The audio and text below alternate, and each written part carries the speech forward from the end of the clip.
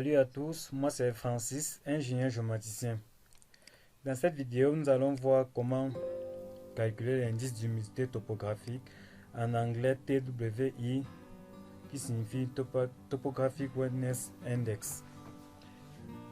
Cet indice est très important pour les experts qui travaillent dans les risques, notamment les risques d'inondation, des risques de glissement des terrains ou alors parfois des risques d'érosion hydrique, car ce facteur conditionne les engorgements d'eau. Je vous ai précédemment dit dans cette vidéo que mes tutoriels ne sont pas destinés aux cours théoriques, mais par contre je mettrai ces fichiers en description où j'ai copié en ligne là deux différences qui expliquent un peu à quoi renvoie le TWI, l'indice d'humidité topographique. Alors très rapidement, nous allons passer à l'application. La première étape consiste à disposer d'un DEM. Et pour disposer d'un DEM, vous pouvez le télécharger en utilisant Global Mapper ou bien aller directement sur les sites en ligne du SGS Red Explorer. Et un autre là que le nom m'échappe un peu. Pour le téléchargement des DEM, je vous invite à regarder les vidéos précédentes sur comment télécharger avec Global Mapper. Ensuite, lorsque vous téléchargez, la première des opérations, c'est vérifier le système de projection. Il faut toujours travailler avec du UTM qui est dont l'unité sera le mètre. Et si ce n'est pas le cas, il est question de le convertir. Ensuite, nous allons calculer flow direction, flow accumulation, slope qui est la pente. Ça fait partie du précédent également où je montrais comment pour l'application de certains paramètres, comment calculer les étapes intermédiaires qui est la direction des flux, l'accumulation des flux et la pente.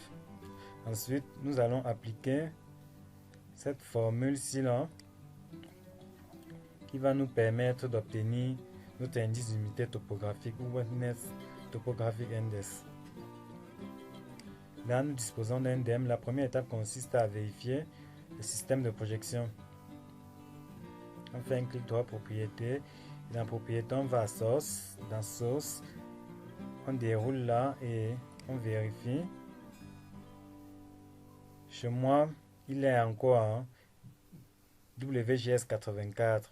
Il est question qu'on le convertisse en WGS 84 zone 32 Nord UTM. Pour cela, on ouvre AToolbox. Si votre AToolbox n'est pas là, vous pouvez cliquer ici pour l'ouvrir. Ensuite, on va à Data Management Tools, Projection and Transformation. Dans Projection and Transformation, on clique sur Raster et dans Raster, on choisit Project Raster. Projet Raster, DEM. Dans DEM, il occupe automatiquement le système de projection, il le met là et nous, à ce niveau, nous allons entrer le nouveau système que l'on souhaite avoir, qui est le WGS 84 zone 32 Nord. Et par défaut, il va s'appeler DEM Convert.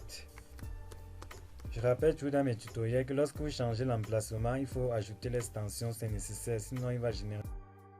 Et l'extension, c'est pointif.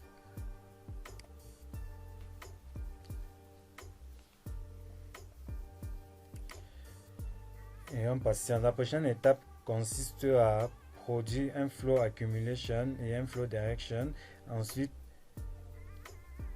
un slope qui est la carte des pentes. Et là, on a notre fichier converti. Pour le vérifier, on fait un clic droit, on va toujours à propriété. Et dans propriété, si l'on déroule, maintenant, il nous affiche cela en mètres, 30 mètres x 30 mètres. Et si l'on descend là, et le nouveau système de projection, c'est le WGS84 UTM zone 32. Je mets zone 32 parce que dans mon pays, se trouve entre la zone 32 et 33 et la partie de la région où je travaille se trouve de la zone 32. En fonction du pays où vous trouvez, les zones vont changer. Donc il est question avant tout travail de vérifier dans quelle zone se trouve un pays.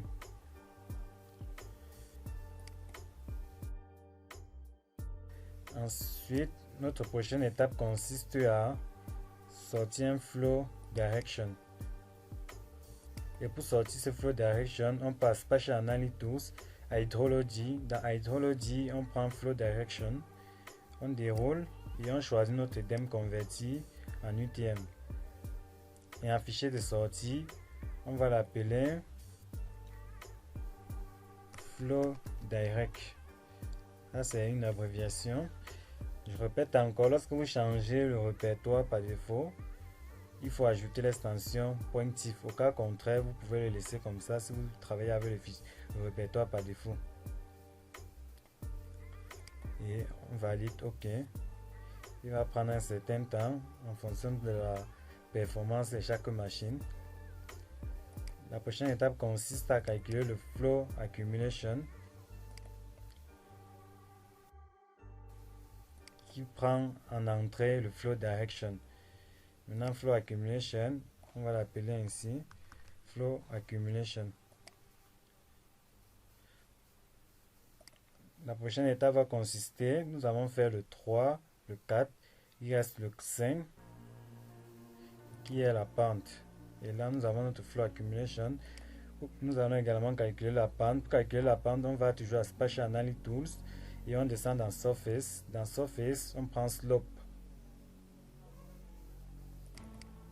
Dans Slope, une demande notre fichier entrée. En entrée, on entre toujours notre DEM converti et on va l'appeler simplement Slope.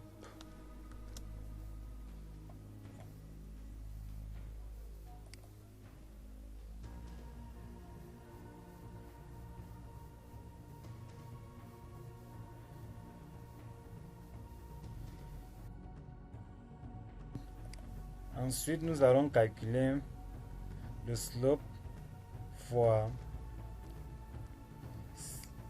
ce nombre-là et divisé par 90. On va voir notre inclinaison. On va, pour pouvoir appliquer cela, on va toujours dans Spatial Analysis Tools, Map Algebra, Raster Calculator. En entrée, c'est égal à slope calculé à partir du DEM fois ceci. Nous pouvons directement le copier pour ne pas devoir l'écrire. Je mettrai ce fichier en description, je rappelle.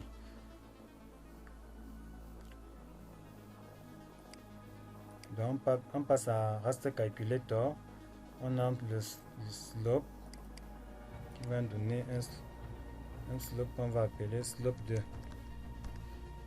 étoile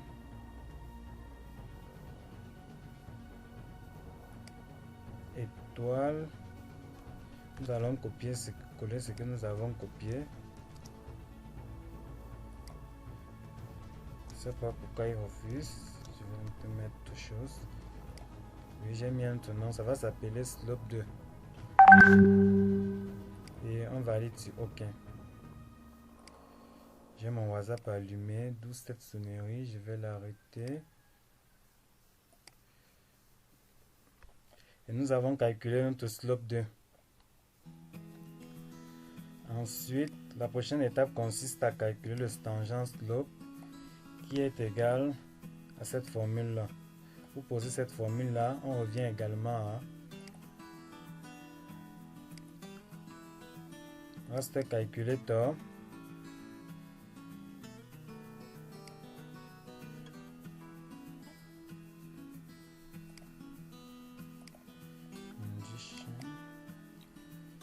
Ici, on va entrer slope de supérieur à 0 pour qu'il prenne toute la partie supérieure à 0.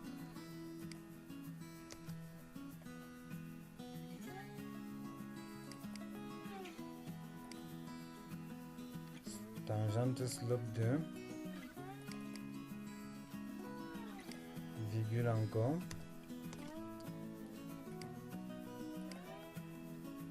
0.001.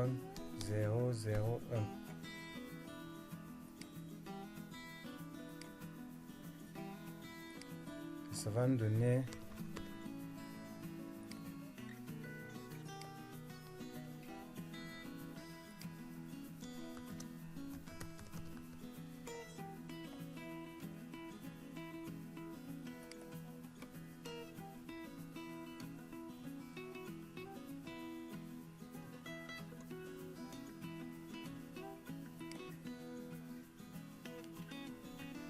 Ensuite, la prochaine étape, on revient toujours à Raster Calculator.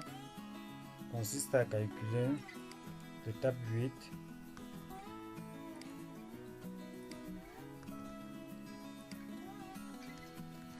Je copie pour être plus rapide. Qui est égal à le flow accumulation du départ plus 1 fois la résolution de l'image. Raster. Donc c'est égal à flow accumulation plus 1, on ferme la parenthèse, fois la résolution de l'image qui est, si on peut regarder sur n'importe quelle image là, quand on va à propriété pour regarder la résolution de l'image, on clique là et on copie. On vient colle. Pour certains, ils ont besoin de remplacer la virgule par le point, d'autres non, ça dépend, chacun doit connaître sa machine, ses paramètres de la machine. Et donc, nous calculons le flow, nous allons calculer l'étape 8. Et enfin, nous allons ressortir l'indice d'unité topographique ou le Oneness Topographic Index, qui est égal à l'étape 8 divisé par l'étape 7 en facteur de exponentielle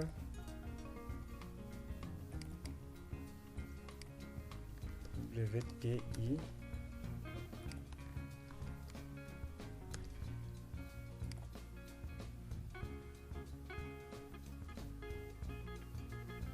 nous allons prendre ln, dérouler là et choisir ln de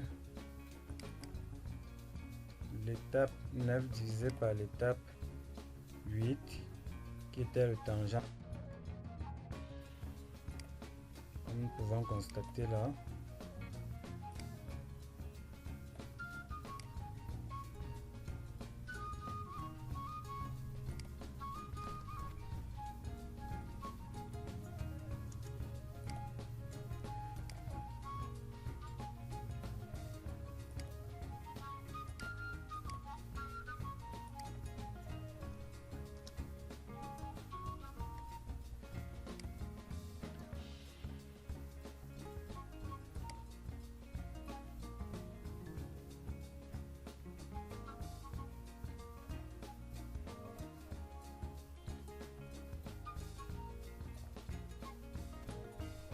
Et voici le résultat final. Nous pouvons diminuer un peu les autres pour n'avoir que ce résultat. Et pourquoi pas les découcher.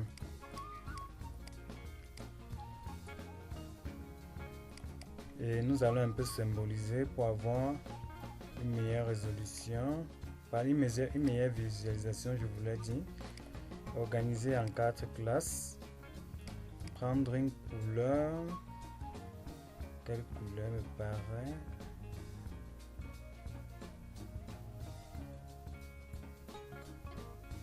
Nous allons prendre cette couleur. Ceci, nous allons transformer en presque blanc. Nous allons un peu diminuer également la résolution ici. Ici. Et sachant ça, ce sont les zones, nous allons presque conserver cette couleur. Et dans l'organisation, l'organisation est fonction du besoin de chaque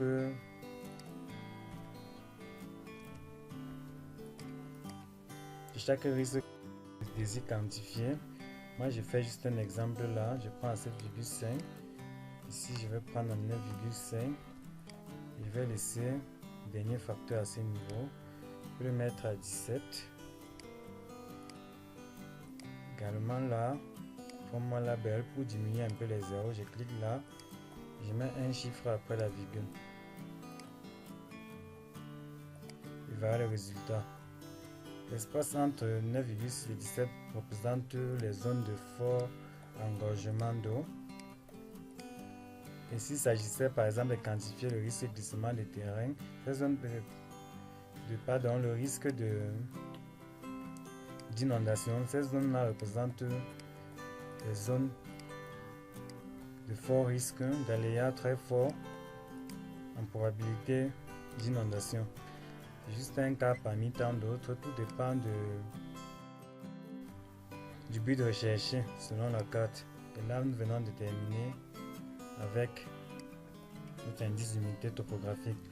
Ensuite, la semaine qui va suivre, tous les 3 jours, je vais balancer une petite série de vidéos qui dure environ 5 minutes pour montrer comment convertir les rasters vers les fichiers de forme et calculer les surfaces, ou alors calculer les surfaces directement à partir des fichiers raster, ou encore montrer comment quitter des rasters vers un fichier Excel. Merci, c'était tout pour ce tutoriel et à bientôt pour un prochain.